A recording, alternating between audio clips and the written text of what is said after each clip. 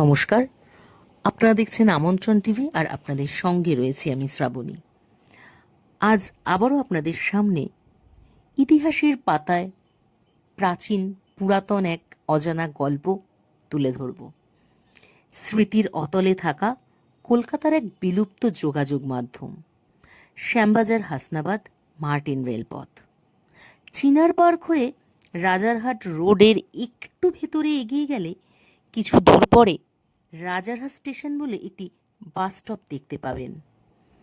যদি আপনি মনে করেন কাছাকাছি কোনো পুলিশ স্টেশন থাকার কারণে এমন নামকরণ হয়েছে, তাহলে কিন্তু আপনার ধারণাটা সম্পূর্ণ ভুল।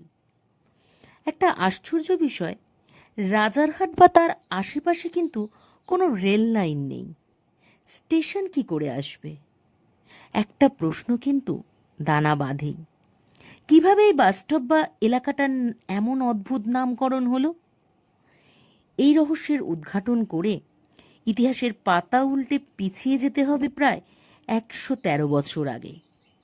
স্যার রাজেন্দ্রনাথ মুখার্জি ছিলেন সেই সময়ের মার্টিন বার্ন কোম্পানির অধিকর্তা। বিভিন্ন কর্মসূত্রে তিনি কলকাতার বিভিন্ন জেলাগুলিতে নিত্য যাতায়াত করতেন।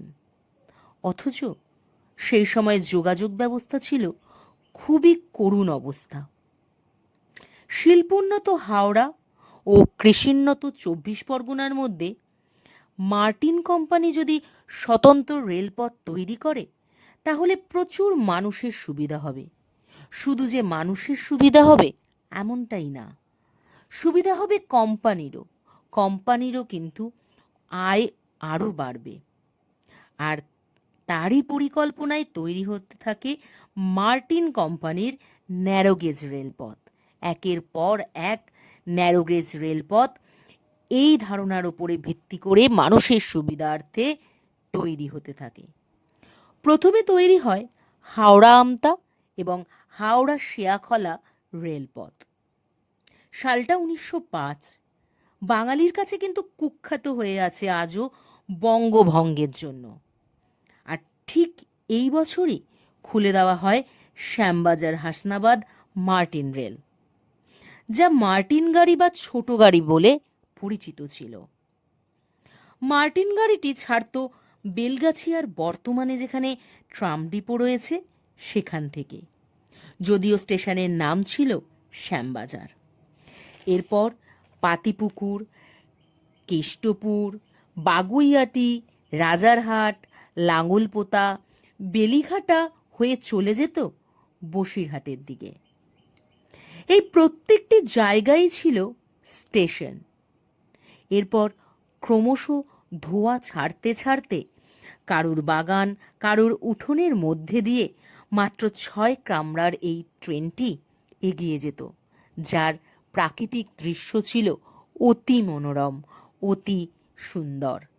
যদিও আজ সেই সুখের দিনটি খুব বেশি দিন স্থায়ী ছিল না, কারণ ইতিমধ্যেই চালু হয়ে গিয়েছিল শ্যামবাজার থেকে বসিরহাট বাস পরিষেবা।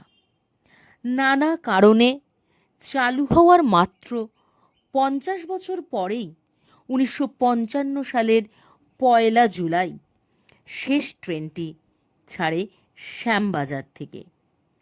ট্রেনের গায়ে শেষ ট্রেন বলে অনেকেই চক দিয়ে লিখে দিয়েছিলেন। ক্রমে এই লাইনটিকে ব্রডগেজ লাইনে পরিণত করা হয়।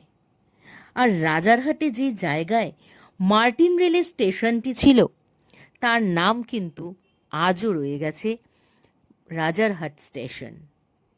ট্রেন হয়তো বিলুপ্ত হয়ে গেছে, আজ হয়তো সেসব অতীত।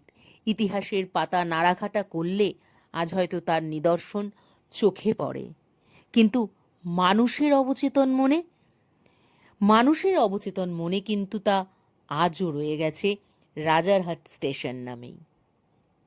এখনকার মতন এই পর্যন্তই।